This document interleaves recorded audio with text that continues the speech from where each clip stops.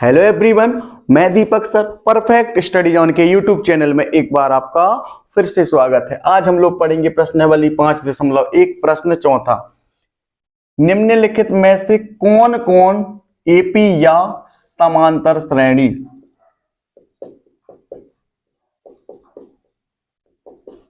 है। देखिए यहां पर आपको बताना है कि निम्नलिखित में से कौन कौन समांतर श्रेणी है, यानी यहां पर आप D1, D2 और D3 निकालोगे तब जाके आपको पता चलेगा कि समांतर श्रेणी है या नहीं है।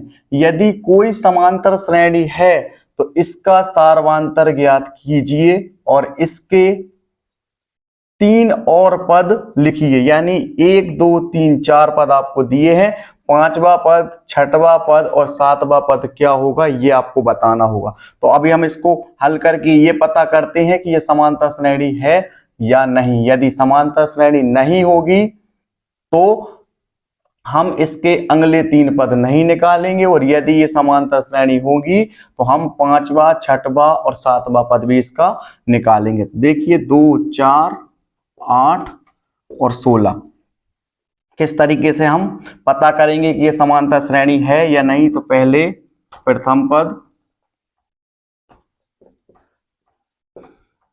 a बराबर 2, सार्वधातुक को हम क्या बोलते हैं d।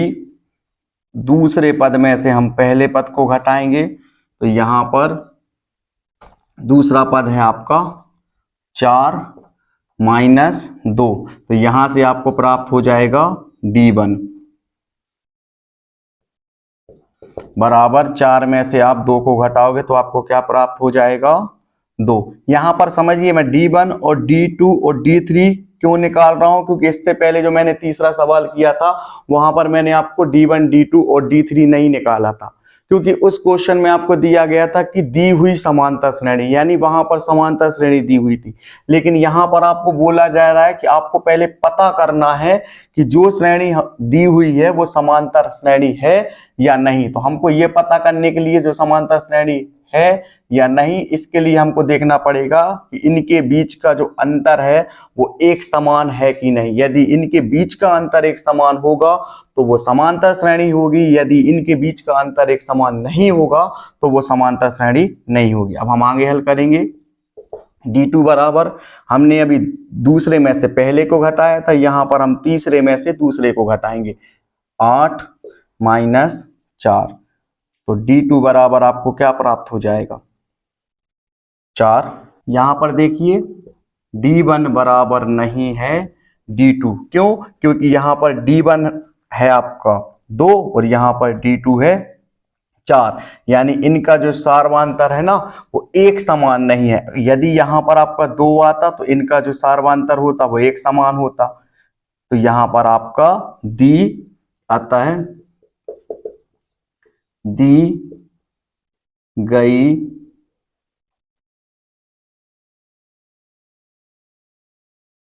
श्रेणी समांतर श्रेणी नहीं होगी। ये समांतर श्रेणी नहीं है तो अब हम इसको आगे हल नहीं करेंगे, हम इसके 3 और पद नहीं निकालेंगे। यदि कोई सी भी यदि समांतर श्रेणी आगे हमको मिलेगी सवालों में तो हम उनके अगले 3 पद को निकालेंगे। आपको क्या करना है, वीडियो को रोक करके अच्छी तरह से नोट्स कंप्लीट करते जाइए। अब हम लोग हल करेंगे दूसरा वाला। इसमें पहला पद है आपका 2, दूसरा पद है 5/2, तीसरा पद है 3 और चौथा पद है आपका 7/2। हम क्या करेंगे, ये पता करेंगे कि ये समांतर श्रेणी है या नहीं है। तो किस तरह से हम इसको हल करते हैं। प्रथम पद a बराबर, ये प्रथम पद है आपका, तो a बराबर आपका हो जाएगा 2। इसके बाद सार्वधातुक को बोलते हैं d, तो यहां से हम D1 निकालेंगे, क्योंकि हम समांतर श्रेणी को ज्ञात कर रहे हैं, ये पता कर रहे हैं कि ये वाली जो श्रेणी है वो समांतर श्रेणी है या नहीं है। दूसरे पद में से हम पहले पद को क्या करेंगे, घटाएंगे, क्योंकि अंतर निकाल रहे थे। यहां पर हमने माइनस लगा दिया, यहाँ पर दूसरा पद 5/2 और पहला पद है आपका 2, तो इसके नीचे भी हम 1 लिख सकते हैं। तो यहाँ पर आपका इन दोनों का एलसीएम आ जाएगा आपका 2, यहाँ पर 5 एकम 5, यहाँ पर माइनस 2 दूनी 4, यहाँ पर D1 बराबर 5 में से आपका जब 4 जाएगा तो आपका बचेगा 1/2। यहाँ पर आपका D1 बराबर प्राप्त हो गया 1/2। अब हम इसी तरीके से निकालेंगे D2। तो D2 बराबर, अब हम क्या करेंगे, तीसरे पद में से हम दूसरे पद को घटाएंगे। तीसरा पद क्या है हमारा 3 और दूसरा पद हमारा क्या है 5/2। इसके नीचे भी हम 1 लिख सकते हैं। तो D2 बराबर, इन दोनों का एलसीएम कितना आएगा 2, यहाँ पर 2 तिया 6 माइनस 5 एकम 5, यहाँ से आपको प्राप्त हो जाएगा D2 बराबर 6 में से 5 जाएगा, आपका कितना बचेगा 1/2। यहाँ पर भी हमारा D1 बराबर 1/2 आया है, यहाँ पर D2 बराबर 1/2 आया है। तो हम इसको आगे और हल करेंगे। D3, चौथे पद से हम तीसरे पद को घटाएंगे। चौथा पद है हमारा 7/2, अंतर आ रहा है तो यहाँ पर -3, यहाँ पर हम 1 लिख सकते हैं।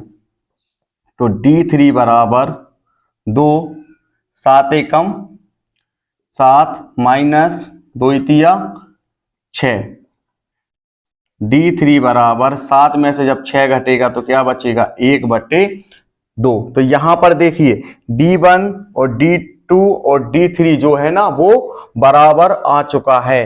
तो यहाँ पर हम लिखेंगे, यहाँ D1 बराबर है D2 बराबर है D3। यहाँ पर तीनों के तीनों जो है ना वो बराबर आए हैं, यानी तीनों का जो सार्वांतर है ना वो बराबर आया है। तो यहाँ पर जो दी गई श्रेणी है ना वो कौन सी श्रेणी होगी आपकी, वो होगी आपकी समांतर श्रेणी। तो यहाँ पर हम लिखेंगे, अतः दी गई श्रेणी समांतर श्रेणी होगी, क्योंकि यहाँ पर जो हमारा सार्वांतर आया है ना वो कैसा है, बराबर आया है। यहाँ पर भी आपका 1/2, यहाँ पर भी आपका 1/2 और यहाँ पर भी 1/2। जिसका सार्वांतर एक समान होता है वो समांतर श्रेणी होती है। यहाँ पर आपको बताया गया है ना कि यदि कोई समांतर श्रेणी हो तो यहाँ पर ये आपकी समांतर श्रेणी है ना, तो उसका सार्वांतर भी ज्ञात कीजिए। तो यहाँ पर हमने लिख लिया जिसका सार्वांतर 1/2 होगा। अब इनके 3 और पद लिखिए, तो अगले 3 पद,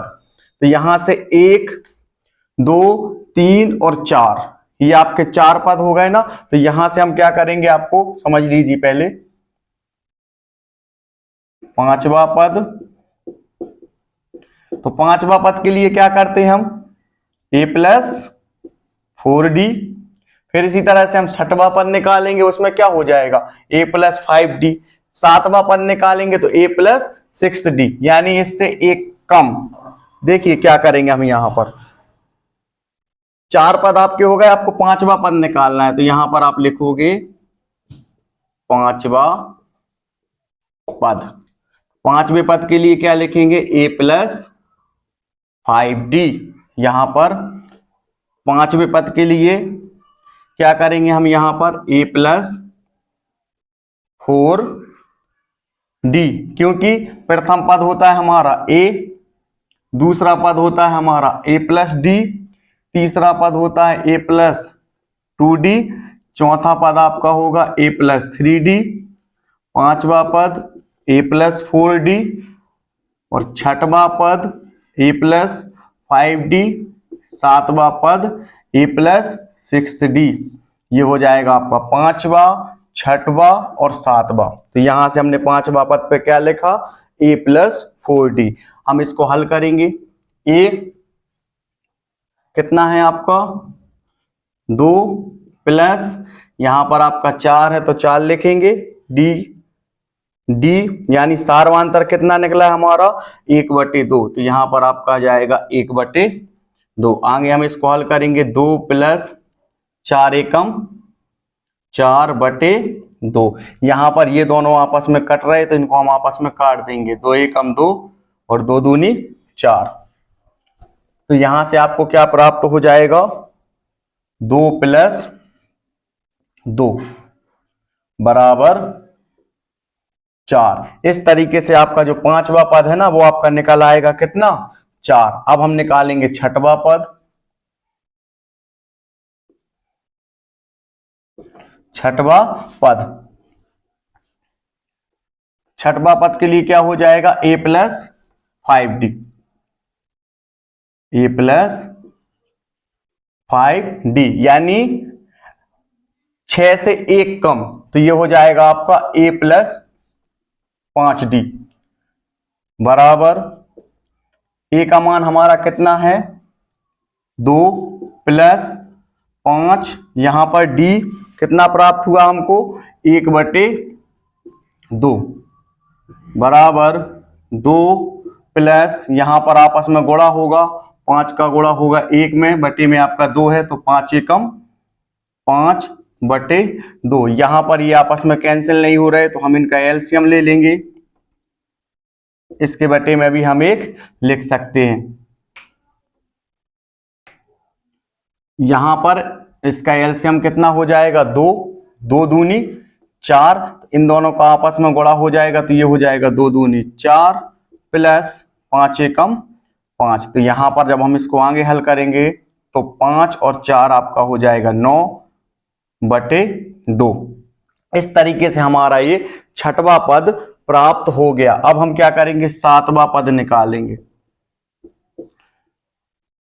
सातवां पद निकालने के लिए हम क्या करेंगे, a यहां पर d, सातवां पद निकाल रहे हैं तो 1 कम कर दीजिए, तो 7 से 1 कम क्या होगा, 6, तो यहां पर 6d हो जाएगा। ठीक है, यहां से a का मान कितना, 2 + 6, d का मान कितना है आपका 1/2, तो यहां पर आपका आ जाएगा 1/2 बराबर 2 + 6 का गुणा होगा 1 में तो 6 एकम 6/2, ये कट जाएगा आपस में, 2 एकम 2, 2 तिया 6, तो 2 + 3 बराबर 5। इस तरीके से हमारा पांचवा पद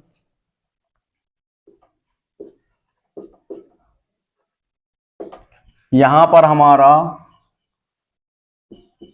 छठवां पद और यहां पर हमारा सातवां पद आ चुके हैं। तो यहां से हम लिखेंगे, आता है अगले 3 पद, यानी पांचवा पद हमारा होगा 4, छठवां पद हमारा होगा 9/2 और सातवां पद हमारा होगा 5। इस तरीके से हमारा ये वाला सवाल जो है वो हल हो चुका है। आपको क्या करना है, वीडियो को रोककर अच्छी तरह से नोट्स कंप्लीट करते जाइए।